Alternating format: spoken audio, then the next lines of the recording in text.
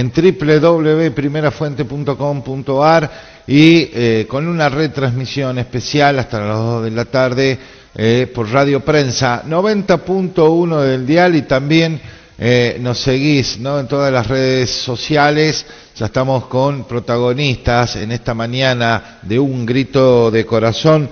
Los saludo a Héctor Cardoso, representante de la Fundación Morelli. Le contamos a la gente que a través de la fundación y a través de la representación, ¿no?, de ustedes, ¿no?, en este caso también con la doctora Vaquero, un caso que tiene que ver con un pedido de juicio político a una jueza tucumana. Estamos hablando de Andrea Fabiana Segura, que se desempeñaba en esa oportunidad en el fuero, si mal no recuerdo, civil, ¿no?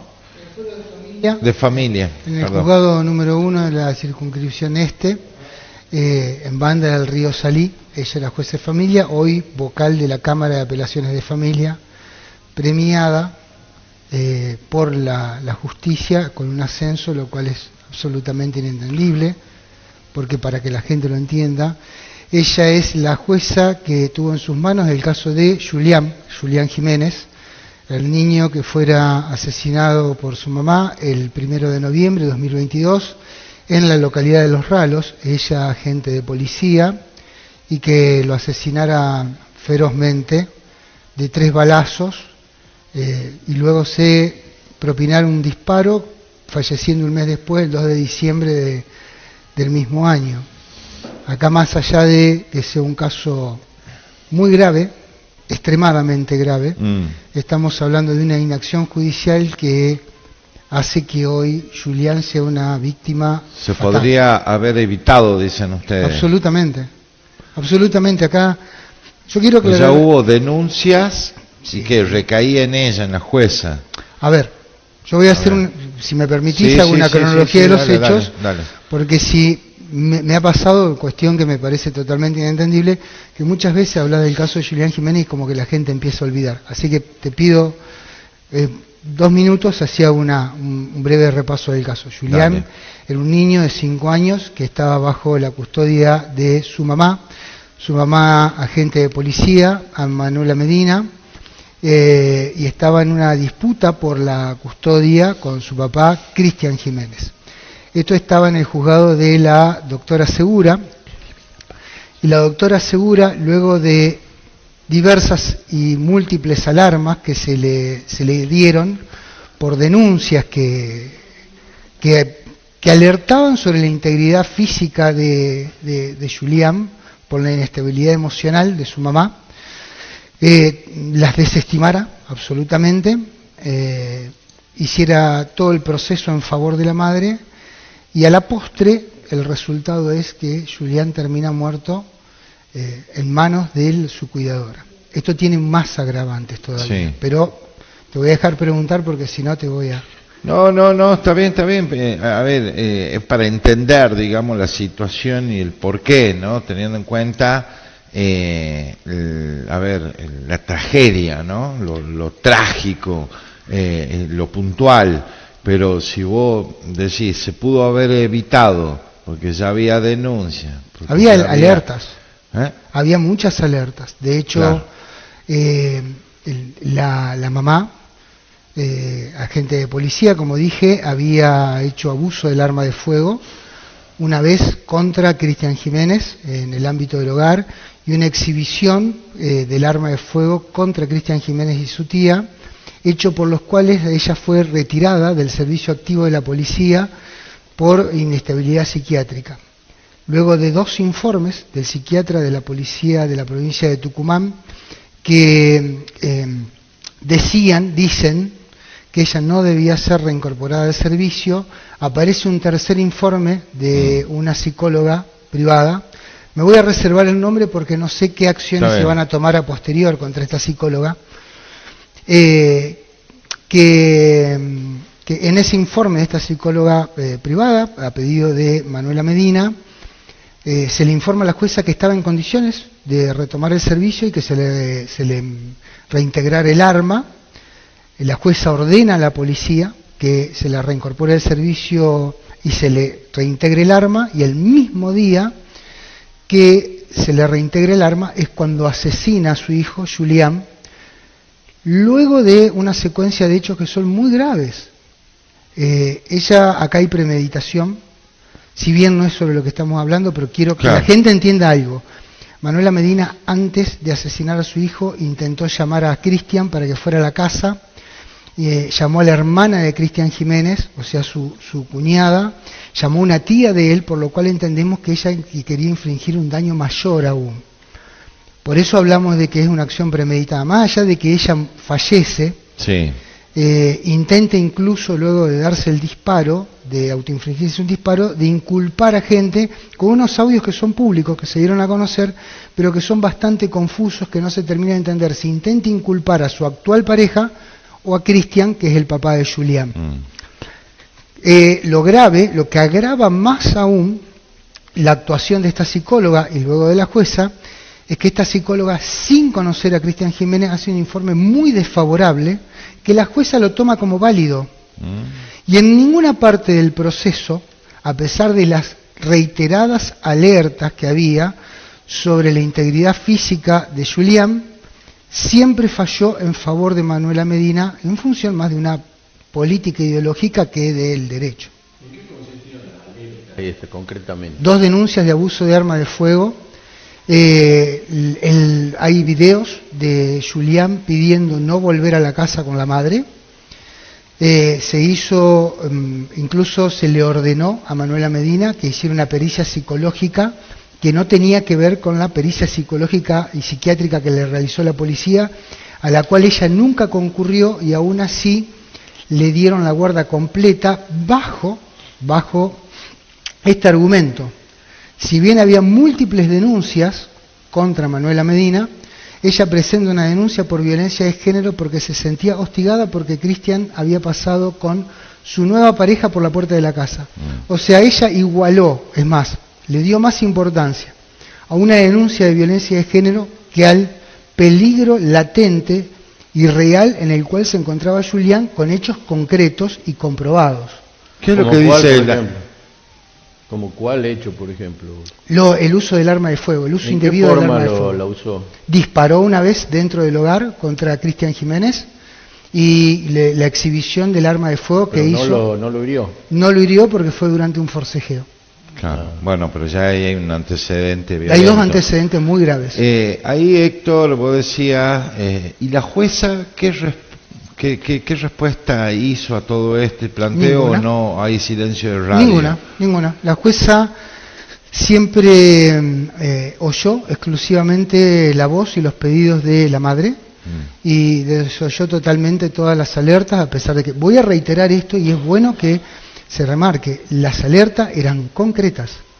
No se hablaba de cuestiones discutibles, puesto que estaba probado. De hecho, la policía de la provincia de Tucumán la retira del servicio y le retira el arma por considerarla inestable para tenerla y peligrosa. Bueno, ahí tenés un antecedente gravísimo. Muy claro. No, el antecedente es muy claro. Gravísimo. Sí. Estamos hablando de... Siempre hacemos esta pregunta cuando presentamos este jury. Y es más, se lo hacemos a la Comisión de Juicio Político de la legislatura. ¿Qué hubiera pasado si en lugar de Manuela Medina, la que hubiera hecho uso y abuso del arma de fuego, hubiera sido Cristian Jiménez? ¿Qué creen que hubiera pasado? ¿Creen que le hubieran dado la custodia completa de su hijo? ¿Creen que le hubiera estado en libertad? Ese es el quid de la cuestión. porque hay algo que lo voy a remarcar, y quiero que la gente lo entienda. Los jueces no pueden ser juzgados por el contenido de sus fallos. Acá de lo que estamos hablando son de las consecuencias de la desatención del menor, del mal desempeño de sus funciones, y de poner por sobre la integridad física de la parte más débil de la ecuación una ideología política que tiene que ver con una perspectiva de género exacerbada que se aplica mucho en la justicia de Tucumán. En los últimos tiempos la justicia no toma más en cuenta la voz de los menores que están en medio de la disputa. Para nada. Para nada. Para nada. La justicia de familia de Tucumán menos. Ajá. De hecho, quiere decir que hay una ley que surge del Pacto de San José de Costa Rica, que Argentina está adherida en la Constitución, que es la 26.061, que dice que siempre que haya un menor en una disputa, en un divorcio contencioso, se debe hacer una audiencia dentro de los 10 días corridos, desde la primera intervención de la justicia. Y muchas veces esa audiencia se hace a los 2 años, 3 años o nunca. Bueno, el menor muchas veces nunca se escucha. Es como habitual, ¿no? La demora en el proceso judicial, ¿no? Es como que ya es una costumbre, ¿no? En algunos determinados casos es mucho más rápido, pero... No conocemos ningún caso que la audiencia se haya hecho dentro de los 10 días. Luego de investigar exhaustivamente a la justicia de Tucumán, no conocemos, no hay ningún caso que nosotros podamos recabar dentro de los plazos. ¿El pedido está hecho ya en la legislatura desde cuándo? El pedido está hecho desde hace 10 días, ratificado en el día de ayer, que se pidió la ampliación. Estamos esperando que corran traslado. Lo que pasa es que luego de investigar ciertas conductas de esta Comisión de Juicio Político, nos hemos encontrado como una cuestión habitual, que una forma de salvaguardar estos jueces de los cuales se pide el juicio político, es que el argumento preeminente que tienen es que se trata de cuestiones jurisdiccionales, y yo le pediría que me den 30 segundos para explicarle a la gente, a doña Rosa, que es una cuestión jurisdiccional. Ellos entienden que cada vez que se pide un juicio político a un juez, hay una instancia superior que debería resolver la mala actuación de ese juez. Acá hay 2 problemas. La instancia con la jueza Andrea Fabiana Segura no estaba agotada, y por lo tanto el resultado, es decir, Julián muerto, no hay una instancia superior a la cual recurrir. El daño se produce durante la actuación de la jueza, y estamos pidiendo que se juzgue por el mal desempeño en sus funciones y por el abandono de persona específicamente que ha sufrido Julián, desoyendo pactos internacionales. Claro, disculpa, ¿no? Los alertas o la denuncia en contra de la madre, ¿desde cuándo proviene? Desde 2019. 19. Y termina la tragedia en el 2022. 1 de noviembre de 2022. Claro, ya hay un tiempo considerable, ¿no? Que se podría haber actuado de otra manera o más eficiente.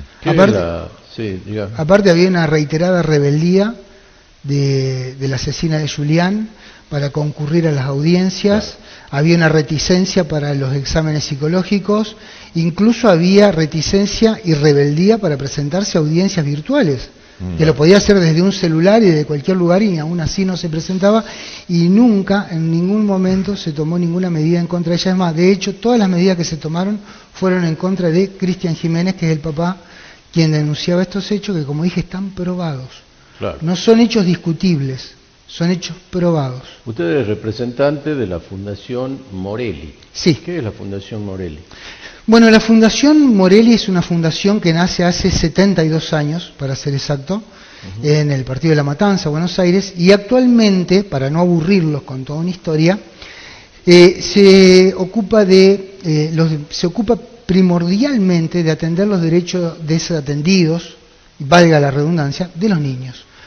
La Fundación Morelli tiene una activa participación, por ejemplo, en el caso de Zoe Rodríguez, Malena Vergara y el caso de la niña Lila, que los 3 suceden en la provincia de La Rioja, también en provincia de Buenos Aires, con casos tal vez menos resonados, pero se asiste a niños en peligro sin ningún tipo de costo para las personas que se las asiste, siendo que es una fundación que no recibe ningún tipo de asistencia del Estado para hacer esto, y no solamente realiza tareas de asesoramiento y soporte jurídico, sino hasta tareas de investigación, porque en el caso de la niña Lila, que lo puede googlear la gente en la red, en cualquiera de las redes. Durante 6 meses la niña estuvo desaparecida y la Fundación Morelli la encontró en 13 días en la provincia de Córdoba. En ese tiempo la encontró, hizo tareas de inteligencia, siguió a la madre, la filmó, la escuchó y presentó todo eso a la justicia, siendo que todas las fuerzas de seguridad de la nación no la encontraron durante 6 meses. Claro, ¿y por qué se llama Morelli la fundación? Porque el fundador es Natalio Morelli. Ah, ¿quién era Natalio Morelli? Natalio Morelli fue un mecenas de La Matanza, que donó múltiples obras para el bien de la comunidad, una familia que en algún momento, estamos hablando ya por la década del 50, tenía un muy buen pasar, y hizo, en función de la comunidad, brindó muchísimas obras, escuelas, pavimentos. Un referente social. Sí, es una organización social principalmente. Todas las fundaciones tienen una función social. Sí, me llama la atención que desde la fundación ustedes están asentados en Buenos Aires. Más exactamente en La Matanza. ¿Y cómo llega este caso a ustedes? Digamos? Porque la fundación monitorea los casos de todo el país y cuando hay casos graves se empieza este trabajo de asistir a las víctimas. En el caso yo trabajo con la Fundación Morelli, pero soy de Tucumán, a pesar de que no soy tucumano. Vivo en Tucumán. Hoy debería estar la doctora Bárbara Vaquero Morelli, que es la vicepresidenta de la Fundación. Por una cuestión de salud no está, lo quiero contar al público. Y se monitorean este tipo de casos y cada vez que familias piden asistencia, se las brinda, como dije, sin ningún tipo de costo. Se trabaja también por las discapacidades de los niños, muchísimo. ¿Ya atendieron otros casos acá en Tucumán? Es el primer caso que vamos a atender acá en Tucumán porque entendemos que es de una gravedad altísima. Se ha venido monitoreando el funcionamiento de la justicia tucumana. Entendemos que hay un funcionamiento deficiente, por decirlo suavemente, cuando no totalmente parcializado, que lo vuelve absolutamente peligroso para la sociedad.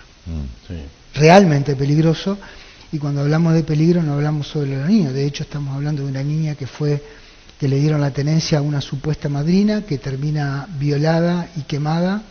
No sabemos por qué la justicia actuó de esa forma.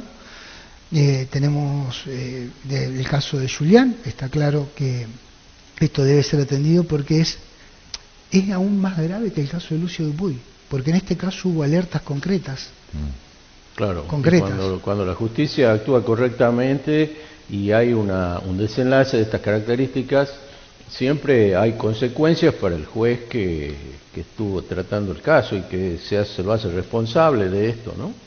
Es que nosotros lo que buscamos es lo siguiente. Si bien hay un blindaje corporativo por parte de la justicia, de sus magistrados, y entendemos que no se puede atacar a un juez por el contenido de sus sentencias, sí entendemos que la reiterancia en la inobservancia de la ley debe ser castigada por parte de los organismos competentes. El problema es que Tucumán desde hace 11 o 12 años tiene un referente inequívoco en cuanto al manejo de la justicia, que ha sobrevivido a la administración de Alperovich, a la de Mansurio y Conjaldo, que tiene gran injerencia en la colocación de los jueces en determinado lugar. Está hablando de Edmundo Jiménez. No lo puedo nombrar porque no tengo... A ver, nosotros no contamos con las pruebas suficientes para atacar su posición, pero está claro que Edmundo Jiménez, Pirincho Jiménez, como se lo conoce, ha sobrevivido a 3 administraciones, por lo cual tenemos que entender que sabe dónde están enterrados los muertos. Perdón por por ser tan figurado. Una metáfora es.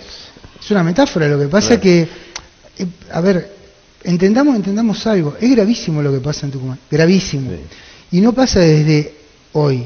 Nosotros hemos monitoreado, por ejemplo, el accionar de la doctora Martínez de Albarracín, que hoy está jubilada, el doctor Stoyanov, que fue múltiples veces denunciado y terminó removido por una pelea callejera, y la doctora Abraham, que renuncia antes de ser removida por la Comisión de Juicio Político que comandaba el legislador Ferrazano, y hoy se encuentra primera en la terna para volver a ocupar la Cámara de Familia, lo cual a nosotros nos parece absolutamente inentendible. Y les voy a dar algo más. le voy a dar algo más si al periodismo de Tucumán le sirve, que lo he encontrado y es de público conocimiento, las charlas sobre género que se daban dentro de la justicia de Tucumán, las daba la doctora Abraham, la doctora Rey Galindo, alguien muy controvertido en la justicia en Concepción, y adivinen quién, Andrea Fabiana Segura. ¿Cuál es el problema? Todos estos jueces que se remueven son profesores en la facultad, y hoy los jueces están ocupando sus lugares, que aparte, hoy ya voy a explicar algo que es muy importante, son adoctrinados por estas personas. Y hoy hay algo muy grave en Tucumán, que es la creación de esta GEAF, que es una entelequia muy difícil no existe. Es muy difícil de describir esta entelequia que han hecho con la GEAF, en donde hacen lo mismo que hacen con los fiscales penales. Los empiezan a mover, intervienen unos y otros, para diluir las responsabilidades sobre ¿Vos decís que la justicia tucumana es corrupta? Absolutamente. Pero es corrupta de la peor manera. No, por eso te digo, bueno, es algo que nosotros venimos diciéndolo hace mucho, no es de ahora, de hace muchos años. Hay una corrupción, o sea, que es mucho peor que la económica. Porque la burocracia judicial también hace a la corrupción. A ver, ¿no? La justicia tucumana es corrupta ideológicamente. Y lo digo con todas las letras, y tenemos muchísimos fallos, pero fallos que son realmente increíbles, fallos de la justicia civil. Ahora, no estamos hablando solamente de familia y lo penal, ¿no? Y lo penal. Que hubo un fiscal como Ignacio López Bustos, que es fiscal de homicidios, que en algún momento fue fiscal de género, que fue fotografiado en un mitin de Ayelel Macina que se hizo en Tafí Viejo, en la hostería de Tafí Viejo, y cuando fue abordado para preguntarle qué hace ahí, un fiscal que debería ser, que si bien es representante del Estado, es representante de la investigación, no del acusador, y es un fiscal que da una nota donde dice con muchísimo orgullo que las fiscalías de género, hoy desaparecidas, todos los días emiten 50 medidas cautelares de protección de personas, y lo dice con orgullo, y estamos hablando de un verdadero escándalo. Estamos hablando que solamente en la circunscripción Tucumán se dictan 50 medidas cautelares por día de protección de personas. Algo así como 18.000 medidas al año tiene la provincia de Tucumán, de las cuales el 80% son personas inocentes, pero en las 18.000 casos se dictan medidas cautelares. Entonces, se restringe la libertad de las personas en beneficio de una ideología política. Y hay casos realmente trágicos, como el de Julián Jiménez, en donde la aplicación de una ideología política termina con su muerte. Ahora, ¿alguien me podría explicar cómo un niño en Ranchillos, un lugar que... ¿Cuántos habitantes tiene Ranchillos? ¿2.000? ¿1.500? ¿Desaparece durante un año y nadie lo ve? Claro. ¿Alguien me puede explicar cómo le dan la guarda de esta niña de Lules a alguien que dice ser la madrina? Es decir, que si yo mañana me presento y digo que soy Superman, ¿me van a creer? Y estas medidas cautelares que se toman aparentemente con mucha ligereza, ¿en qué se basan? ¿En una simple denuncia? En una simple denuncia. Porque lo avala la ley de género. Es que ese es el problema. No hay ley. Vamos a empezar por esto. ¿Puedo dar un ejemplo? ¿Sí? La ley de género, favor. ¿qué contempla? Por eso digo, porque es tan amplio que termina perjudicando incluso, bueno, sabemos que hay mucha violencia del hombre hacia la mujer, que ha existido mucha violencia durante miles de años. Ahora, esta ley de género, ¿qué es lo que muestra? Si va caminando por la vereda del frente, yo mañana vengo y te acuso a vos y digo, me violó el doctor fulano de tal, y me creen a mí, directamente vos vas detenido, sin pruebas, sin antecedentes, sin nada, directamente. Digo, una violación por decir, pero capaz que digo, me pegó, me insultó. Entendamos esto. Primero, no existe una ley de género. Existe una ley Micaela que habla sobre capacitación en todos los niveles del Estado, y existe la ley 26.485 que es de violencia intrafamiliar, que tiene una verdadera contradicción de todo el derecho, el compendio de derecho que se puede hacer a cualquier nivel, que es la inversión de la carga de la prueba. Cuando todos sabemos que lo único que se pueden probar son derechos positivos. Yo no puedo probar lo que no hago, y la ley 26.485 invierte la carga de la prueba por el solo dicho de la mujer. quiero que entendamos esto, no existe la ley de género. De hecho, no existe en ninguno de esos famosos tratados internacionales que se nombran con tanta liviandad, la CEDAW, Belendo Pará o las reglas de Beijing, no existe en ningún lugar nada escrito que diga que debe haber preeminencia de la mujer. Eso se ha dicho en forma verbal, nunca escrita, porque siempre se ha dicho que lo que se debe procurar es la igualdad, no la preeminencia, porque en todo caso lo que estamos haciendo es valorar una vida más que la otra. Es decir, ¿la vida de la mujer vale más que la del hombre? Y ahora, hay otro problema, ¿no? Hemos tenido un Estado totalmente abusivo en cuanto a la persecución de los delitos de género, que ha invertido sumas estrafalarias, es decir, está probado, está probado, está dentro de los presupuestos, lo pueden buscar en el presupuesto de la Nación 2022, porque el 2023 nunca fue publicado, que se invirtieron 20.000 millones de dólares en políticas de género. Ahora, si alguien me puede explicar por qué van 500 millones de dólares en el Ministerio de Agricultura para políticas de género, con mucho gusto lo podemos discutir. Pero esa es una de las tantas cosas que podemos discutir. Hay una cuestión abusiva. Claro, capaz que no está mal la ley de género, lo que está mal... Está pésima.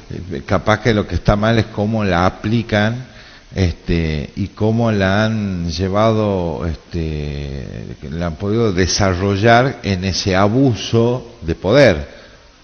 ¿No? Es que no hay ley de género, lo repito, no hay ley de género. Claro. Hay una perspectiva de género que se ha vuelto totalmente abusiva, que no tiene ningún fundamento jurídico, que está totalmente reñido con principios básicos de la ley, como la presunción de inocencia, que en realidad no es presunción de inocencia, es un estado jurídico de inocencia. No quiero aburrir a la gente con explicaciones técnicas, porque aparte no soy abogado. El justo proceso, la igualdad ante la ley, está reñida con muchísimos postulados jurídicos que son milenarios y que no han sostenido como sociedad. ¿Cuál es el verdadero problema? El verdadero problema es cuando surgen casos como el de Julián, que no son aislados y que hoy no podemos saber cuántos casos, cuántos niños más como Julián hay en peligro. ¿Cuántos niños más hay en peligro? ¿Qué tenemos que esperar? Hablé en 30 segundos de 3 muertes atroces. ¿Cuántas muertes más de niños hay que no se denuncian?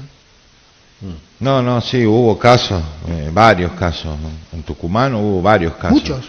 Lo que pasa es que no fueron noticias o no se dio a conocer, pero sí hay muchos. ¿Te acordás, Ricky, el caso de esta mujer que también intentó suicidarse luego de desgollar a sus 2 hijos? Fucilieri, sí. Nadia Fucilieri. La enfermera. La enfermera Nadia Fucilieri, que asesinó a Pía y a... Me sale Emiliano, pero no es Emiliano el nombre del niñito. Sí, sus 2 hijos. Sus 2 hijos en el año 2016, y que a ella no se le han aplicado los agravantes, porque hay muchos agravantes en esto, la premeditación, la alevosía, no se le han aplicado y se le ha dado una pena de perpetua simple, con lo cual creemos que la justicia de Tucumán es absolutamente parcial. Y esto es muy claro. Así como hay estadísticas de femicidios, hay estadísticas que muestran que las penas para hombres y mujeres por el mismo delito son mucho más graves para los hombres, pero hay cuestiones que se ignoran. Por ejemplo, no hay estadística de cuántos hombres mueren a manos de mujeres. No hay estadísticas, y de hecho sí, la Fundación Morelia ha trabajado en algo, y en esto te pido permiso para 20 segundos más, que tienen que ver con las estadísticas de filicidios. Y a pesar de que es imposible acceder a las estadísticas oficiales, con las estadísticas que se han podido aunar de todo el país, que son más por noticias, por seguimiento de casos y demás, hemos determinado que el 85% de los filicidios, es decir, de los asesinatos de niños a manos de sus progenitores, lo cometen madres. ¿Y ahí qué hacemos con la violencia de género? ¿Y las niñas que mueren no tienen derecho de género? Sí, a ver, acá, porque si no parece como que uno inclina y dice, pone al hombre como la víctima y la mujer como la victimaria, cuando en realidad estamos apuntando al aparato digestivo judicial, digamos, exacto, que es el responsable de tomar todas estas decisiones de fondo en forma inmediata, mucho más rápida, en forma más contundente, y sobre todo la importancia en determinados casos, ¿no? El ejemplo que vos estabas dando, y por eso el pedido de juicio político contra esta jueza, es real. Si hubo alerta o hubo llamado de atención constante, reiterado, por lo menos durante 2 años antes de que suceda el crimen, la verdad que tienen toda la responsabilidad. Es el reflejo hoy de lo que está pasando ante la sociedad por parte de uno de los, o el poder más importante en esta vida democrática, ¿no? Quiero decir algo porque, bueno, recién lo que decía es muy bueno porque tal vez uno no lo nota cuando habla. Nosotros no, desde la Fundación no esperamos que el hombre sea puesto en el lugar de víctima. De hecho, nosotros queremos que las víctimas, sean hombres o mujeres. Se defienden hombres y se defienden mujeres por igual en la Fundación. Se defienden niños y niñas de la misma manera, porque entendemos que el colectivo, por decirlo de alguna manera, más vulnerable que existe en la sociedad es la niñez. Entonces hay que entender algo, el hombre no es víctima, para nada. Lo que tenemos que hacer es poner en pie de igualdad a las personas, sin importar el sexo, porque ¿cuál es el verdadero problema? La mujer, que es realmente sometida, golpeada, violentada, se pierde en un mar de denuncias porque no se saben cuáles son verdaderas, cuáles son falsas, y se ponga la cantidad de gente que se ponga, no hay ninguna medida que pueda proteger. La verdadera víctima está desprotegida y te voy a decir por qué, Diego, y ya con esto no quiero ocuparte todo el programa. La medida cautelar sirve en tanto y en cuanto haya una persona dispuesta a acatarla. Claro. El verdadero violento, vos le podés poner todas las medidas cautelares que quieras y no las va a acatar. La persona que es violenta, sea hombre o sea mujer, no va a acatar una medida cautelar. Sí, entonces, el verdadero problema es que la justicia termina fumando debajo del agua, tomando casos resonantes para dar la sensación de que trabaja y de que protege, cuando en realidad está invisibilizando a las personas que realmente la necesitan y sobre todo... Y de esa manera genera más daño.